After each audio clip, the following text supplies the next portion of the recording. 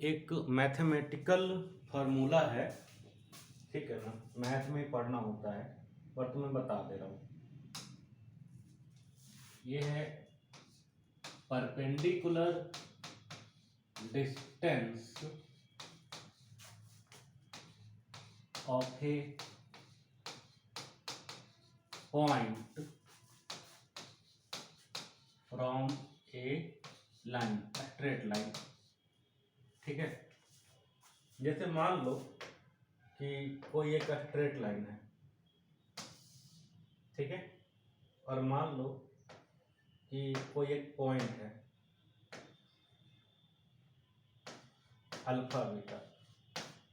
अब यहां से एक नॉर्मल ड्रॉप करना है, इस पे कर दिए।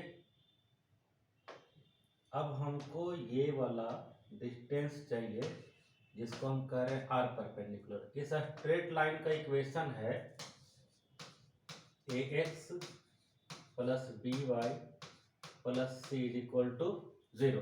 ठीक, तो ये आर परपेंडिकुलर जो है ना, ये निकालने का एक फार्मूला होता है। ये होता है, यहाँ एक्स वाई में अल्फा बीटा को पुट कर दो तो हो जाएगा a alpha plus b beta plus c mod divide by under root x का और वाई का कोफिशिएंट का स्क्वायर का सम, यानी कि ए स्क्वायर प्लस बी स्क्वायर। अब तुम सोच रहे हो कि ये क्यों बता दिए हम, ठीक है, ऐसा कुछ आ रहा दिमाग में? तो एक क्वेश्चन देखो कल हुआ था ना, y equal to X plus 4, याद है? तो इसको लिख सकते हैं ऐसे, x minus Y plus 4 equal to 0। देख लो, ये और ये उसी टाइप का बन गया ना। और हम लोग को ओरिजिन से, ओरिजिन यानी कि 0 0 से निकालना था perpendicular distance angular momentum find करने के लिए। याद आ रहा होगा? और उसका आंसर याद है क्या? देखो तो कॉपी में लिखा हुआ होगा।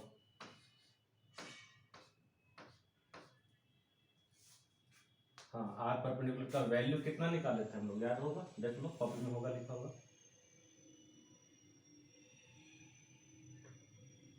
हाँ, देखो इस फार्मूला से कैसे निकलेगा। अभी क्या बताए, इस इक्वेशन में एक्स वाई के जगह पे पुट करना है किसको? अल्फा को और बीटा को। अल्फा बीटा का वैल्यू है कितना? 0 0, तो यहाँ पर रख दो, तो ये आ जाएगा 0, ये आ जाएगा 0, तो क्या बचेगा 4। और डिवाइड बाई क्या है? ए स्क्वायर प्लस बी स्क्वायर, मतलब एक्स के कोफिशिएंट का स्क्वायर प्लस वाई के कोफिशिएंट का स्क्वायर। तो एक्स का कोफिशिएंट कितना? 1 है, और वाई का कोफिशिएंट -1, उसका स्क्वायर करेंगे तो भी कितना आ जाएगा? 1 आ जाएगा। देखो तो कल ही वाला आंसर नहीं आ गया? तो ये आर परपेंडिकुलर निकालने के लिए अगर भविष्य में कभी जरूरत पड़े तो इस तरीके से भी निकाला जा सकता है, ठीक है। तो ये मैथ के बच्चे पढ़ते हैं कोऑर्डिनेट ज्योमेट्री में, तुम नोट कर लो। नील्स बोर का सेकंड पोस्टुलेट क्या है? अभी क्या है कि पार्टिकल जो है क्या कर रहा है? यूनिफॉर्म सर्कुलर मोशन, ठीक है ना। हमें पता करना है angular momentum with respect to centre. Find angular momentum with respect to centre of circle, मतलब सेंटर को ही हम लोग क्या बना दिए हैं फिलहाल के लिए? ओरिजिन बना दिए हैं, ठीक है। तो देखो बाबू, मान लेते हैं किसी वक्त पे पार्टिकल यहां पर है, ठीक है, और वो ट्रैवल कर रहा है, तो ये इसका टेंजेंशियल डायरेक्शन में क्या हो जाएगा? वेलोसिटी, और मास से मल्टीप्लाई कर दिए तो मोमेंटम हो गया। ये सेंटर है, यहां से याद है हम क्या डालते थे? Are perpendicular. बट सर्कल में एक चीज होता है यूनिफॉर्म सर्कुलर मोशन में, कि वेलोसिटी जो है वो तो आर वेक्टर पे ऑलरेडी परपेंडिकुलर रहता ही रहता है, है कि नहीं? ठीक है।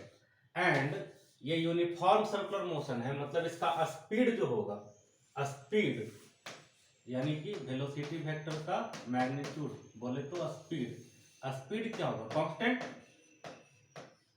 तो स्पीड हो गया जी कांस्टेंट। ठीक है, अब हम एल वेक्टर का मैग्नीट्यूड पता करेंगे और डायरेक्शन पता करेंगे। ठीक है, तो इसका मैग्नीट्यूड था r into P into sine theta, इस प्रकार से लिख सकते हैं।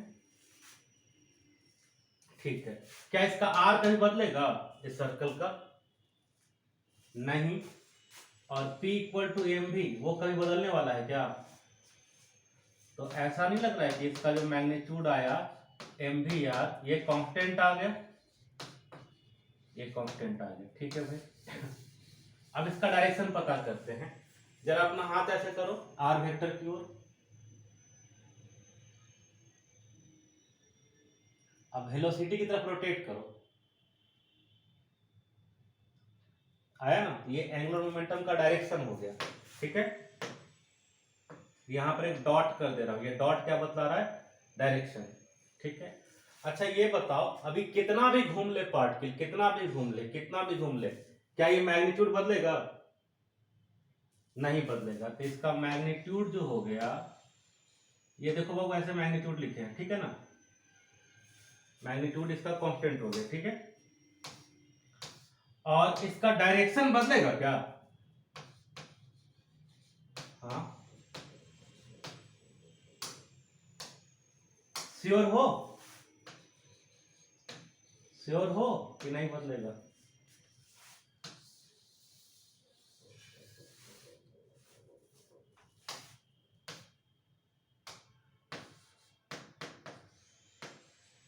नहीं बदलेगा ना? नहीं बदलेगा,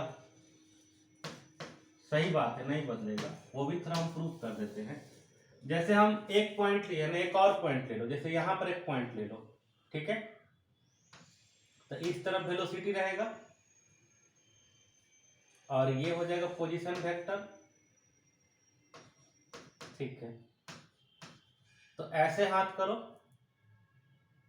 और रोटेट करो।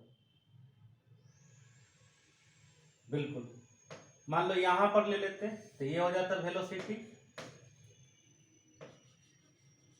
नहीं नहीं, मैं बस समझाने की कोशिश कर रहा हूं। और ये हो जाएगा क्या बाबू? Are vector. ठीक है, ऐसे देखो, तो कहने का मतलब हम जितना भी पॉइंट लेकर चेक कर ले, आना इसको श्योर एंड सर्टेन कहां पर है? आउटवर्ड ही। तो डायरेक्शन भी कांस्टेंट और मैग्नीट्यूड भी कांस्टेंट। मतलब अगर एक पार्टिकल क्या करेगा? यूनिफॉर्म सर्कुलर मोशन करेगा, तो उसका एंगुलर मोमेंटम क्या रहेगा? कांस्टेंट रहेगा in magnitude and in direction. और यही एमवीआर था जो एटम वाले चैप्टर में नील्स बोर के सेकंड पोस्टुलेट में लिखा रहता था कि angular momentum of electron that is mvr is integral multiple of h upon 2 पाई। ठीक है, नोट कर लो। ठीक है ना, फिर से एंगुलर मोमेंटम ही निकालना है, लेकिन इस बार देखो ओरिजिन चेंज कर दिया हूं मैं। ठीक है, देखो ना जी, अभी फिगर बना रहा हूं। एक बात याद रखना। ठीक है,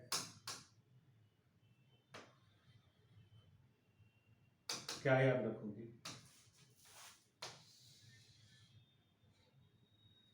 हम हैं, क्या समझिए? अब बाकी सब हमसे कम है, याद रखना। आ रही तो देखो, हाँ, ये देखो कोई पार्टिकल मान लो इस तरीके से घूम रहा है। ठीक है, बट ओरिजिन कहाँ पे ले लिए हैं? देखो तो यहाँ पे ले लिए हैं। ठीक है, तो एक्चुअली इसमें सवाल क्या था बताओ? सवाल ये था कि एंगुलर मोमेंटम इसका कांस्टेंट रहेगा कि वेरिएबल। ठीक है ना, सवाल ये था एंगुलर मोमेंटम अबाउट ओरिजिन जो है वो कांस्टेंट होगा कि वेरिएबल होगा। ठीक है, एंगुलर मोमेंटम अबाउट, नहीं, ये हमसे 2-3 दिन पहले बच्ची सवाल पूछी थी, ये उसके मॉड्यूल का है, समझ गए? L vector about origin is जहाँ से हम आए हैं।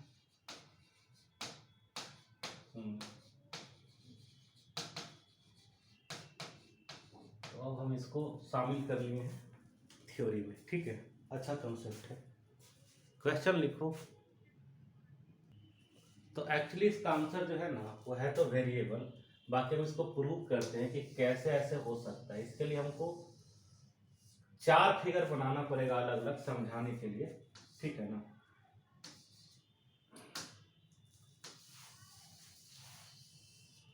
देखो सबसे पहला फिगर इसी को बना लेते हैं, ठीक है। सोचो किसी एक समय पे पॉसिबल है कि पार्टिकल यहां पर होता, इस जगह पे हो सकता था ना। तो ये चीज इसका वेलोसिटी का डायरेक्शन हो जाएगा। और लाइन ऑफ मोशन कल हम लोग डिस्कस किए थे ना, इस लाइन को बोलेंगे क्या, बताए थे लाइन ऑफ मोशन, ये वाली लाइन, ठीक है। अब ओरिजिन ये है ना, यहां से डाल दो परपेंडिकुलर, ये वाली लेंथ दिख रही ग्रीन वाली, ये हो गया आर परपेंडिकुलर का, इसका मैग्नीट्यूड आ जाएगा R perpendicular into M B हो जाएगा। और डायरेक्शन देखो ऐसे करो तो हाँ,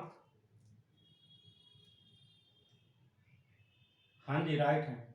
अब घुमाओ वेलोसिटी की तरफ, थंब का इनवर्ट जा रहा है, तो ये आ गया इसका डायरेक्शन इनवर्ट, ठीक है। ये एक एग्जांपल हम दे दिए, ठीक है। अभी ऐसे ऐसे हम क्या करेंगे ना, 2-3 गो एग्जाम, डायरेक्शन भी बदलेगा और मैग्नीट्यूड भी बदलेगा। हाँ इस, हाँ जी मैं भी दिखाता हूँ। चलो एक दूसरा फिगर बनाते हैं, ठीक ना।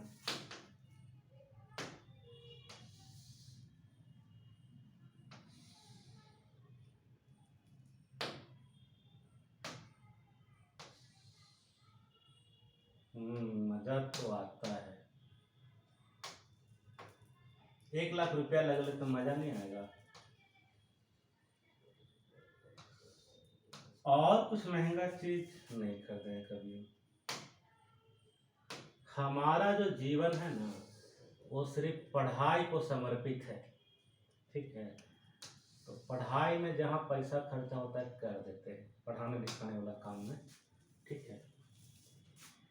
देखो हाँ जरूरत पड़ता है तो पढ़ते हैं ना, पढ़ाने के लिए पढ़ना पड़ता है ना, ऐसे थोड़ी पढ़ा पाएंगे। अपने टाइम पे भी हम पढ़ते थे ठीक ठाक। मैं बिहार बोर्ड में था, उस समय नहीं आता था, उस तरीके का नहीं आता था जिस तरीके का आ जाता है। बच्चे नहीं, हम उसमें बहुत मेहनत किए थे।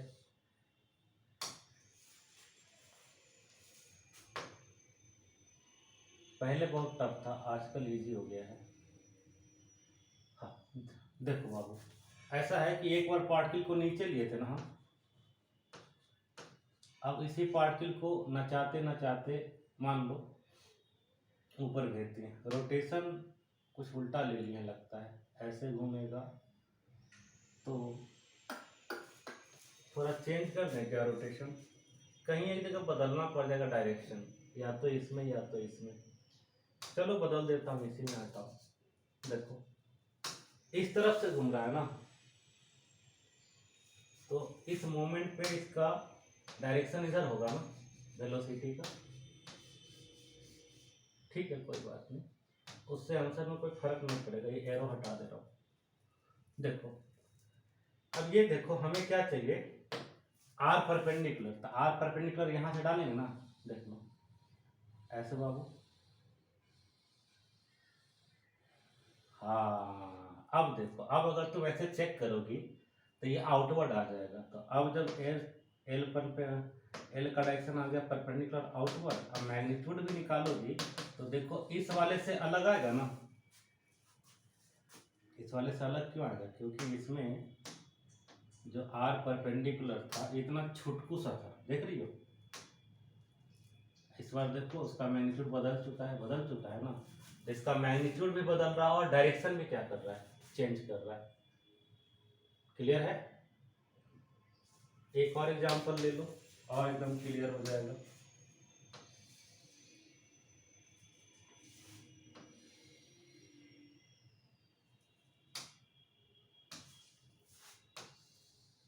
अब क्या करते हैं बाबू, मान लेते हैं कि पार्टिकल किसी समय पे यहां पर हो सकता है ऐसे घूमते घूमते। तो ये इसका क्या हो जाएगा, वेलोसिटी का डायरेक्शन। और हम ले लेते हैं यहां से लाइन ऑफ मोशन, दिख रहा है लाइन ऑफ मोशन, ठीक है। अब आर परपेंडिकुलर जो है ये वाला ग्रीन लेंथ हो जाएगा। फिर से देख सकती हो क्या ये आर परपेंडिकुलर इसके या इसके बराबर है, बिल्कुल नहीं, अलग है। डायरेक्शन देखो, ऐसे करेंगे अंदर चला जाएगा। आर परपेंडिकुलर से वेलोसिटी की तरफ रोटेट कर दो, नीचे की तरफ वेलोसिटी है। तो इस बार एल का डायरेक्शन फिर से क्या आ गया, इनवर्स। और आर परपेंडिकुलर बार बार बदल रहा है। अब एकदम क्लियर कट समझ में आ गया होगा, ठीक है। तो यही जवाब था कि इसका मैग्नीट्यूड भी बदल रहा है एंड डायरेक्शन, एल वेक्टर का magnitude direction both are changing, ठीक है ना।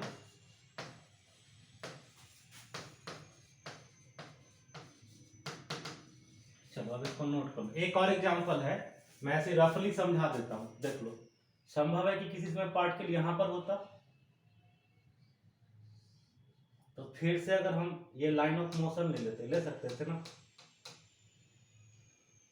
तो ये वाला आर परपेंडिकुलर क्या होगा, अलग आ जाएगा। तो इसमें भी चेंज होते हुए दिख जाएगा, ठीक है, इधर जाते हुए। क्लियर। तो वो तुम चाहो तो अपने समझ से समझ लेना, ठीक है। हाँ बना लो, कोई दिक्कत नहीं, बना लो। हम भी बना के छोड़ दें क्या, ठीक है बना देते हैं।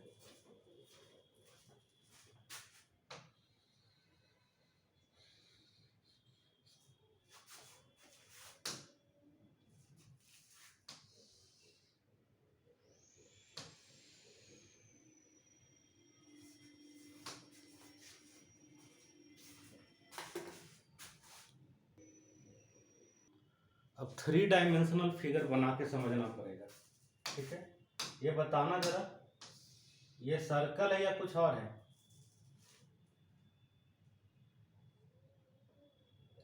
बताओ।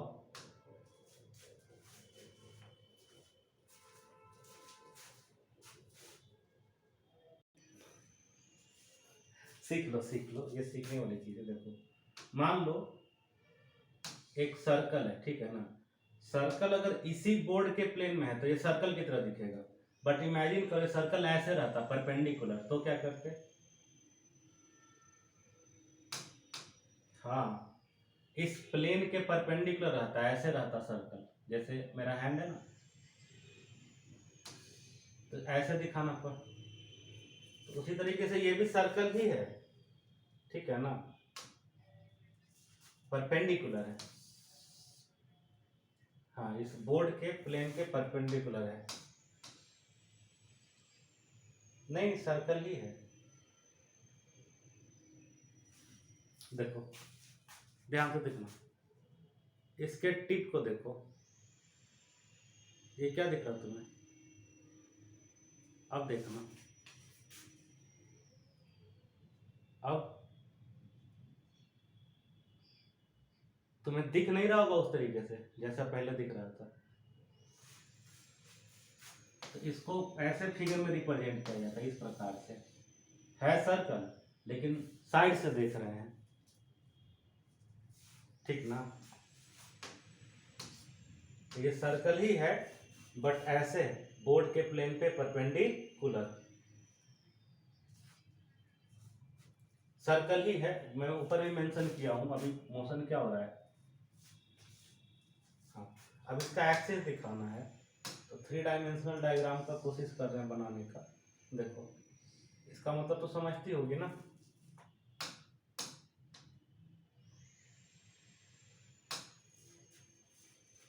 क्लियर है? ये जो लाइन है इसको क्या बोलेंगे? एक्सिस ऑफ रोटेशन बोल सकते हैं। इसके अलावा जो है पार्टिकल क्या कर रहा है? मोशन कर रहा है। ठीक, इस पे कहीं कोई एक पॉइंट ले लेना है। जैसे सपोज यहाँ पर एक पॉइंट ले लिए, इसी को क्या बना देना? ओरिजिन। ठीक है, अभी देखो पार्टिकल चाहे कहीं पे रहे सर्कल पे, पार्टिकल को जो कनेक्ट करने वाला लाइन होगा उसका लेंथ कभी चेंज करेगा क्या? नहीं करेगा चेंज। ठीक है ना? जैसे कोनिकल पेंडुलम पढ़ी होगी ना, कोनिकल पेंडुलम नहीं पढ़ी हो? पढ़ी होगी कोनिकल पेंडुलम। देखो मान लो ये बॉब है, इसको ऐसे कर दिए तो ये क्या? ये सिंपल पेंडुलम है। लेकिन अगर इसको ऐसे घुमा दें इस तरीके से, तो इसी को कोनिकल पेंडुलम बोलते हैं। पढ़ी होगी, याद है सर्कुलर मोशन में। तो ये जो धागा है देखो, तो धागा का लेंथ चेंज कर रहा है कभी? वही मैं बोल रहा था। और ये जो पूरा स्ट्रक्चर बनेगा धागा का, क्या ये कोन का शेप ले लेगा? ठीक है, तो इसीलिए इसको क्या बोलते हैं? Conical pendulum. ठीक है,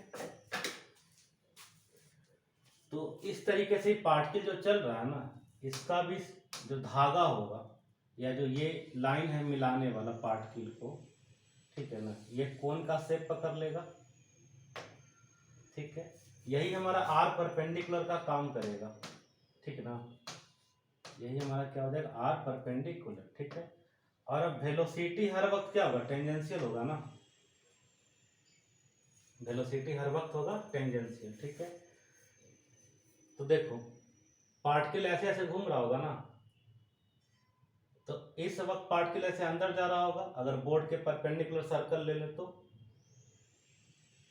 और यहां पर से ऐसे बाहर आता होगा। ठीक है, तो इस मोमेंट वेलोसिटी मान लो अंदर है। ठीक है, और ये चीज ऐसे जा रहा है आर वेक्टर का लाइन या आर परपेंडिकुलर का लाइन। ठीक है, हाथ ऐसे करो आर वेक्टर की ओर और अंदर रोटेट करना। हाँ, अंदर रोटेट करना। तो ये जो थंब आ गया, ये क्या आ गया? डायरेक्शन ऑफ एंगुलर मोमेंटम आ गया। ठीक है ना, तो ये थंब आ जाएगा इस तरीके से, डायरेक्शन ऑफ एंगुलर मोमेंटम। ये मैंने एक जगह पे दिखा दिया। ऐसे इमेजिन करो हर जगह पे एल वेक्टर क्या आएगा? वेलोसिटी वेक्टर के परपेंडिकुलर आएगा। तो हर मोमेंट पे आर वेक्टर का डायरेक्शन भी बदलेगा, हर मोमेंट पे वेलोसिटी वेक्टर का भी डायरेक्शन बदलेगा, और हर मोमेंट पे क्या होगा? एल वेक्टर का भी डायरेक्शन बदलेगा। ठीक, बट इसका मैग्नीट्यूड नहीं बदलने वाला, क्योंकि अगर इसका मैग्नीट्यूड लिखेंगे तो हम क्या लिखेंगे? आर परपेंडिकुलर इंटू एम भी। आर परपेंडिकुलर का मैग्नीट्यूड नहीं बदलेगा, एम का मैग्नीट्यूड अभी का नहीं। तो इसलिए मैं बता रहा था कि इसका मैग्नीट्यूड क्या रहने वाला है, लेकिन डायरेक्शन नहीं रहेगा। क्यों? क्योंकि हर वक्त वेलोसिटी वेक्टर अपना डायरेक्शन बदल रहा होगा, हर वक्त इसको कनेक्ट करने वाला आर वेक्टर अपना डायरेक्शन बदल रहा होगा, तो हर वक्त एल वेक्टर भी क्या करेगा? अपना डायरेक्शन को बार बार चेंज करेगा। तो एल वेक्टर भी जो है ना, वो भी एक कोनिकल शेप बना लेता है। मेरे पेन को देखो, देख रही हो? ये एंगुलर मोमेंटम देखो ऐसे ऐसे घूमते रहेगा इस प्रकार से।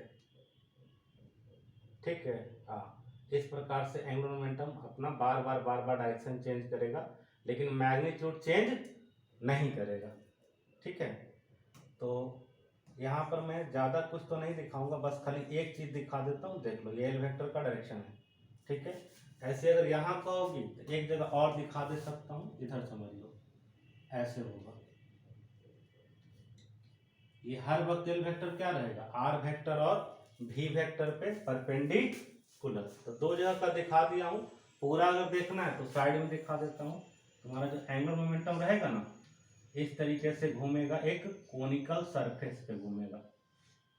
ठीक है ना, ऐसे ऐसे घूमते रहेगा घूमते रहेगा। तो एल वेक्टर का जो डायरेक्शन है ना वो क्या होगा, वेरिएबल। समझ गए। तो ये 3 केस बताना था, यूसीएम का बता दिए। अब इसके बाद अगला केस करेंगे एंगुलर मोमेंटम का, ठीक है, नोट करवाओ। अब हम लोग करने वाले हैं angular momentum of A rigid body under pure rotation. सबसे पहले तो हम तुम्हें ना इसको रटने का मेथड बता देते हैं। बताओ तो, लीनियर मोमेंटम का क्या फार्मूला होता है, mv। तो ऐसी एंगुलर मोमेंटम का फार्मूला होता है आई ओमेगा। बोलो तो क्या दोनों सेम है कि नहीं है, कैसे। हाँ, और ट्रांसलेशनल इनर्शिया के जगह पे रोटेशनल इनर्शिया आ गया। हाँ, तो सेम सेम फार्मूला, इसीलिए कहा जाता है जो बच्चा शुरुआत से पढ़ा है उसी को रोटेशन बुझाएगा। अब जिसको मोमेंटम में नहीं पता उसको क्या घंटा बुझाएगा, है कि नहीं। तो इसका फार्मूला आ गया आई ओमेगा, ठीक है, यहाँ पे लिख दें ऐसे घेर के, दिखाई दे रहा है ना, आई ओमेगा वेक्टर, ठीक है। अब इसको हम प्रूव करते हैं कि ये कैसे आया, ठीक है। देखो, मान लो ये कोई सा एक रिजिड बॉडी है, ठीक है, और ये कोई एक्सिस है, इसके अबाउट ये रिजिड बॉडी क्या कर रहा है, घूम रहा है, ठीक है। There are so many particles are circulating within it, है ना। इसमें बहुत सारे पार्टिकल जो सर्कुलर मोशन कर रहे हैं। किसी एक पार्टिकल पे अपना ध्यान कंसंट्रेट करें, जैसे मान लो ये कोई पार्टिकल है, ठीक है, तो ये भी सर्कुलर मोशन कर रहा होगा, तो इसका कुछ परपेंडिकुलर डिस्टेंस होता है एक्सिस से, इसको हम लोग क्या कहते हैं r1, और इसका कुछ लीनियर स्पीड होता v1 इक्वल टू हम क्या लिख सकते हैं r1 ओमेगा। उसी तरीके से कोई दूसरा पार्टिकल भी होता है ना, वो भी क्या कर रहा होता, सर्कुलर मोशन, ठीक है, इस तरीके से कर रहा होता। मान लो कि ये पार्टिकल का मास कितना है m2, राइट, और इसका रेडियस क्या मान लेते हैं r2, और इसका लीनियर स्पीड v2 बराबर क्या हो जाता, r2 ओमेगा। कोई प्रॉब्लम, ठीक है। सब के लिए अगर r क्रॉस v करेंगे ना तो एक्सिस के अलोंग चल जाएगा, ठीक है। r क्रॉस v जो भी हम करेंगे ना तो वो किधर डायरेक्टेड होगा, along the axis of rotation, ठीक है। तो एक पार्टिकल का एंगुलर मोमेंटम है मान लो L1, किसी दूसरे पार्टिकल का है L2। इस तरीके से सारे पार्टिकल का अगर हम ऐड कर दें तो क्या आ जाएगा, L टोटल आ जाएगा, ठीक है। और एक बात बताना चाहूँगा कि जितना भी पार्टिकल का एंगुलर मोमेंटम है ना इंडिविजुअल, सब किधर डायरेक्टेड होगा, अलोंग द एक्सिस। ये ऑलरेडी हम प्रूव कर दिए ना कि कोई पार्टिकल सर्कुलर मोशन में रहता है तो एक्सिस के अलोंग डायरेक्टेड होता है एंगुलर मोमेंटम, ठीक है ना। तो L1 वेक्टर या L2 vector all are directed along, ये देखो तो लिखा हूं AOR, मतलब एग्जैक्टली एक्सिस ऑफ रोटेशन, ठीक है। तो अगर सबका डायरेक्शन सेम ही है तो मैं सिंपली इसको ऐड भी कर सकता हूं ना, तो कोई प्रॉब्लम नहीं, ठीक है। अब देखो बाबू L, तो L बराबर अभी कुछ देर पहले पढ़ाए थे mvr, सर्कुलर मोशन अगर कोई करता है तो, ठीक है। तो एक पार्टिकल के लिए हो जाएगा m1 v1 r1, दूसरे पार्टिकल के लिए बाबू, हाँ, और इस तरीके से ये नंबर आगे की ओर बढ़ते जाएगा। ध्यान से देखना, v को क्या लिख सकते हैं, r1 ओमेगा, ठीक है।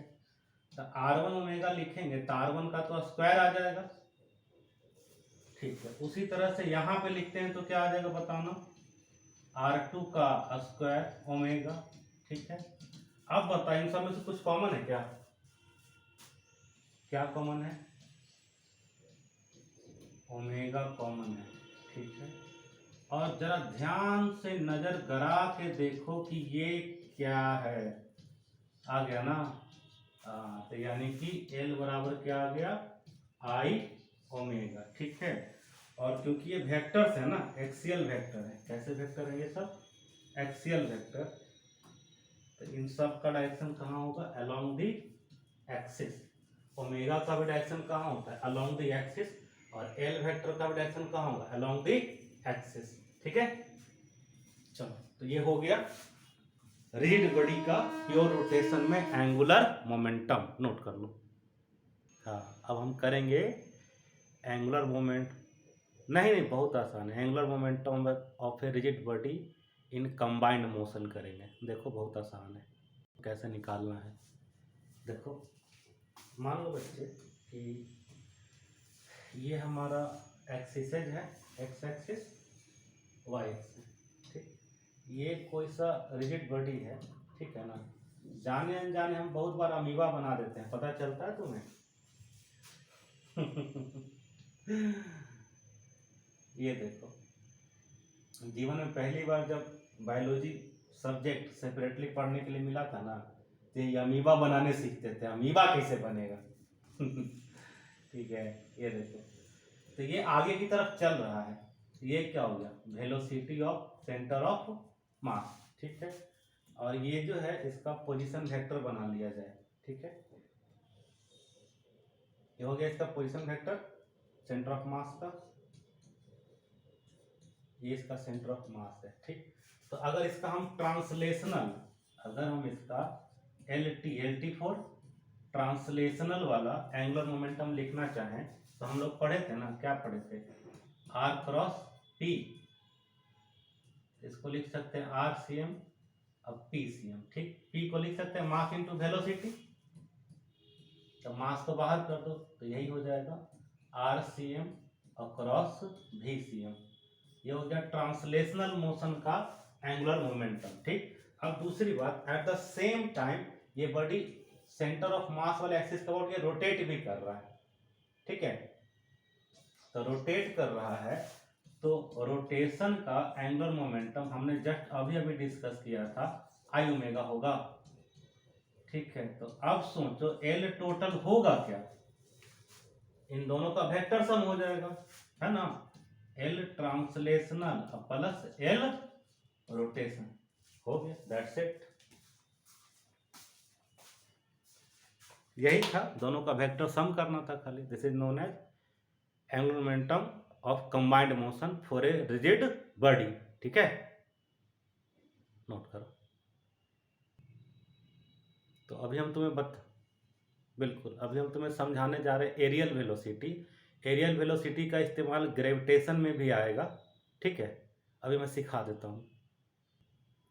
देखो, एरियल वेलोसिटी का मतलब होता है rate of change of area with respect to time. का मतलब होता है क्या? Rate of change of area with respect to time. अब मुद्दा है कि मैं क्यों बता रहा हूं। तो देखो, 9th क्लास में पढ़ना था और अभी 11th के ग्रेविटेशन में भी पढ़ना होगा।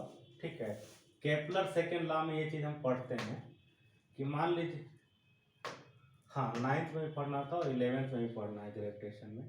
जैसे मान लो ये चीज सन है, ठीक है ना, और ये मान लो कि अर्थ है, अर्थ घूम रहा है, ठीक है ना, इस पाथ पे। ठीक है, तो किसी समय मान लो अर्थ यहां पर होगा, इमेजिन कर लो। ठीक है, इस जगह पे है अर्थ,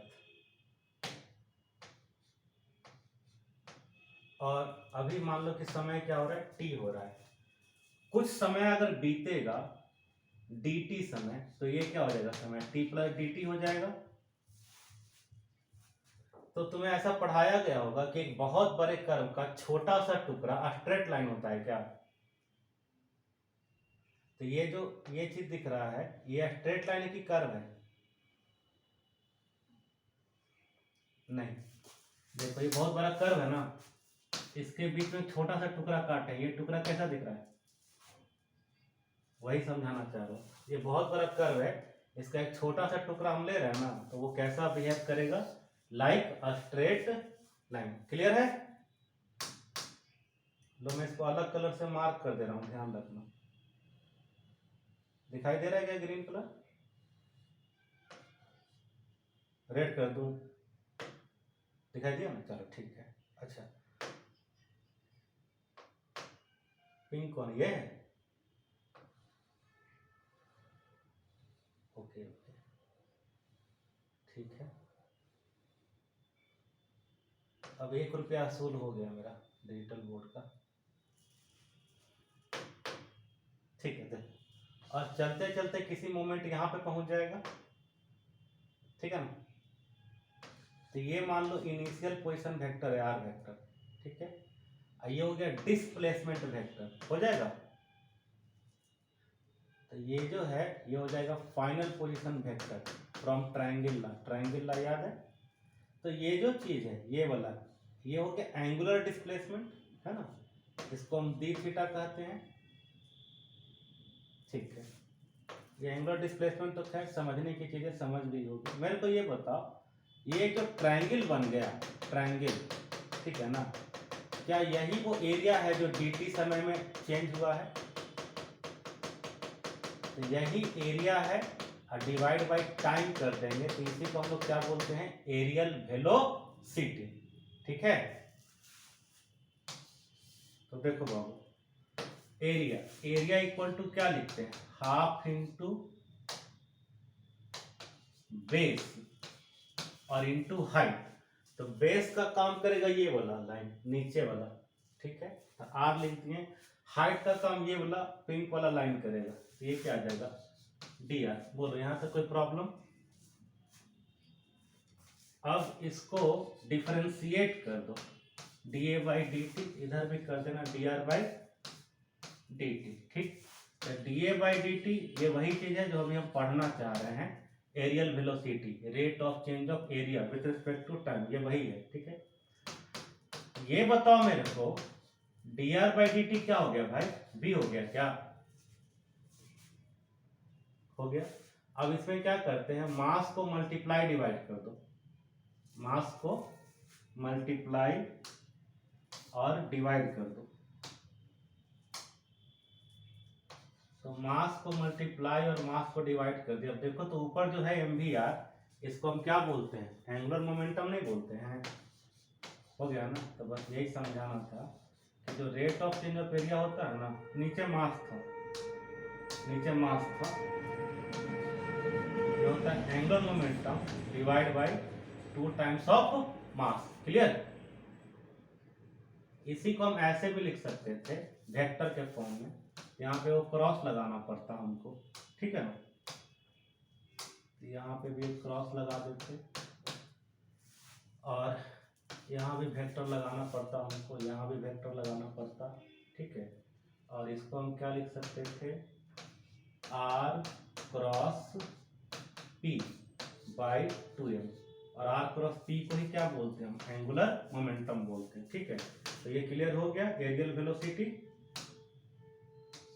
एरियल वेलोसिटी का मतलब होता है angular momentum bye double of the mass, ठीक है।